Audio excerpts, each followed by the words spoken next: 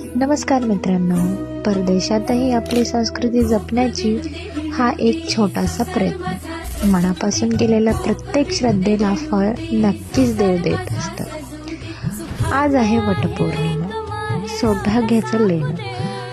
अमेरिकेतील ही माझी पहिली वटपौर्णिमा. आपल्या भारतासारखे इथे वडांची झाडे भेटत नसतात, कारण इथल्या वातावरणात वडाची झाडे येत नाहीत, म्हणून येथे वडाची झाडे नसतात. मग इथले जे मंदिरं असतात, तिथले जे काही पुजारी असतात, ते वडाचे झाडे वटपौर्णिमेसाठी ठेवतात. येथे एक दुर्गादेवीचे मंदिर आहे, तिथे वडाचे झाड होते.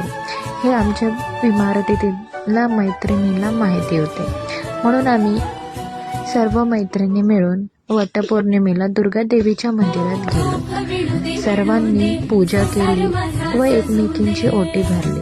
त्यानंतर घरी वापस आलो. घरी वापस आल्यावर माझ्या आहोंसोबत आणि माझ्या छोट्या राजकुमारसोबत मस्त फोटोज काढलो, एन्जॉय केला. अशी झाली माझी अमेरिकेतील वटपौर्णिमा.